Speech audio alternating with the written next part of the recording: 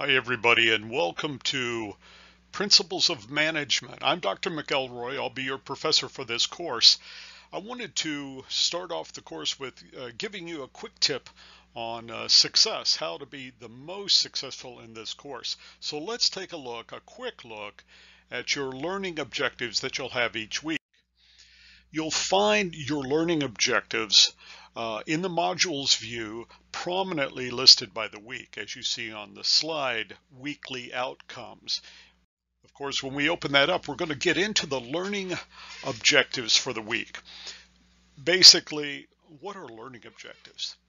Learning objectives are very brief, succinct, concise, if you will, statements of actions that you should be able to accomplish after you've gone through the learning experience. So basically, it's something you should be able to do.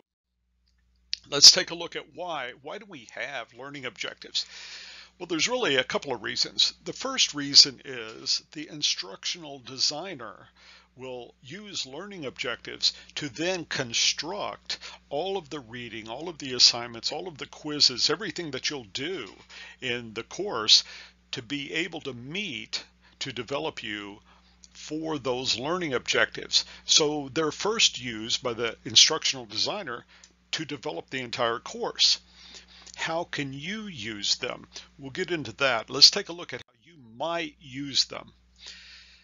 Basically, learning objectives, if they are clear statements that start with an action verb, things you should be able to do, I highly recommend you use them as a guide as you jump into the week.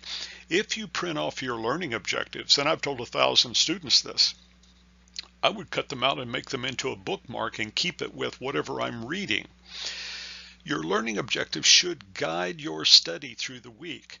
It will help you focus on the material that is particularly pertinent given the week and the learning objective. So it helps you study.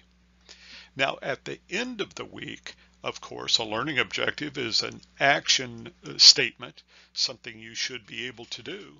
So at the end of the week, you should be able to use it as a self-test.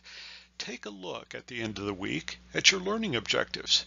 Ask yourself, can you actually do the activities described, the actions described in those learning objectives? All right, so let's take a brief look at what they look like this week, just for an example. And you can go through these in more, and I suggest you do, go through these in more depth on your own. But remember, an action verb that's linked to focuses on a predicate. It's something. Number one, as an example, let's define management. It's 4 functions. So what do you have to do?